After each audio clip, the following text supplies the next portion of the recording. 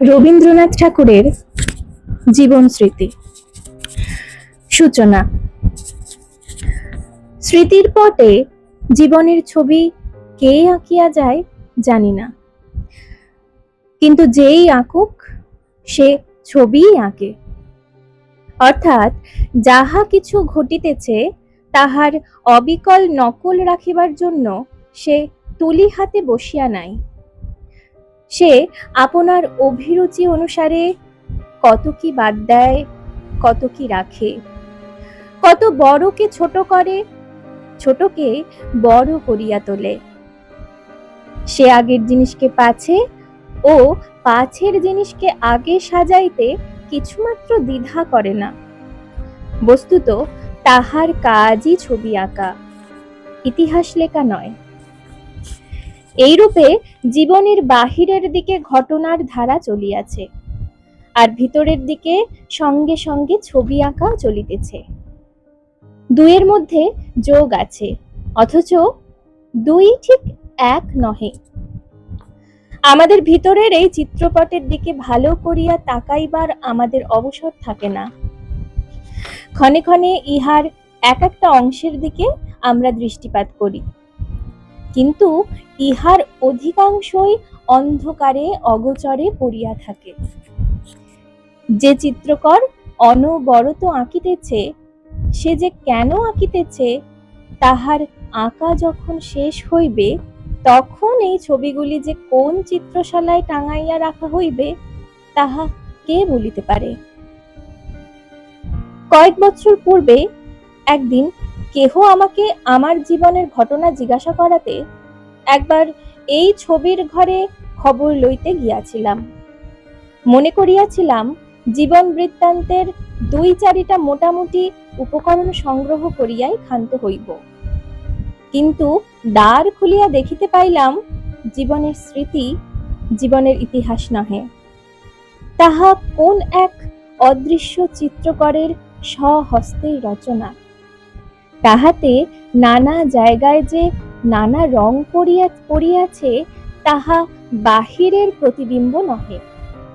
সে রং তাহার নিজের ভাণ্ডারের, সে রং তাহাকে নিজের রসে গুলিয়া লইতে হইয়াছে।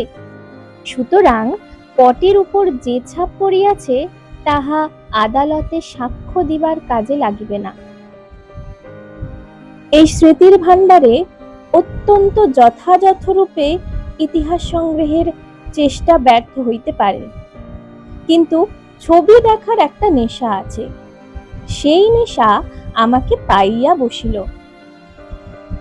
যখন পথিক যে পথটাতে চলিতেছে বা যে পান্থশালায় বাস করিতেছে, তখন সে পথ বা সে পান্থশালা তাহার কাছে ছবি নহে, তখন তাহা অত্যন্ত বেশি প্রয়োজনীয় এবং অত্যন্ত অধিক প্রত্যক্ষ। যখন প্রয়োজন চুকিয়াছে, যখন পথিক তাহা পার করিয়া আসিয়াছে, তখনই তাহা ছবি হইয়া দেখা দেয়।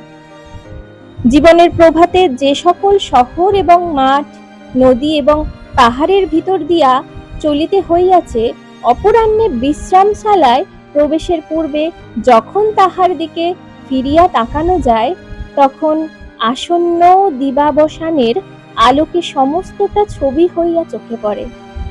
পিছন ফিরিয়া সেই ছবি দেখার অবসর যখন ঘটিল, সেদিকে একবার যখন তাকাইলাম, তখন তাহাতেই মন নিবিষ্ট হইয়া গেল। মনের মধ্যে যে ঔৎসুক্য জন্মিল, তাহা কি কেবলমাত্র নিজের অতীত জীবনের প্রতি স্বাভাবিক মমত্ব জনিত? অবশ্য মমতা কিছু না থাকিয়া যায় না, কিন্তু ছবি বলিয়াই ছবিরও একটা আকর্ষণ আছে। উত্তর রামচরিতের প্রথম অঙ্কে সীতার চিত্ত বিনোদনের জন্য লক্ষণ যে ছবিগুলি তাহার সম্মুখে উপস্থিত করিয়াছিলেন, তাহাদের সঙ্গে সীতার জীবনের যোগ ছিল বলিয়াই যে তাহারা মনোহর, তাহা সম্পূর্ণ সত্য নহে। এই স্মৃতির মধ্যে এমন কিছুই নাই যাহা চিরস্মরণীয় করিয়া রাখিবার যোগ্য, কিন্তু বিষয়ের মর্যাদার উপরেই যে সাহিত্যের নির্ভর তাহা নহে। যাহা ভালো করিয়া অনুভব করিয়াছি, তাহাকে অনুভব গম্য করিয়া তুলিতে পারিলেই মানুষের কাছে তাহার আদর আছে। নিজের স্মৃতির মধ্যে যাহা চিত্ররূপে ফুটিয়া উঠিয়াছে তাহাকে কথার মধ্যে ফুটাইতে পারিলেই তাহা সাহিত্যে স্থান পাইবার যোগ্য। এই স্মৃতি চিত্রগুলিও সেইরূপ সাহিত্যের সামগ্রী। ইহাকে জীবন বৃত্তান্ত লিখিবার চেষ্টা হিসেবে গণ্য করিলে ভুল করা হইবে। সে হিসাবে এ লেখা নিতান্ত অসম্পূর্ণ এবং অনাবশ্যক।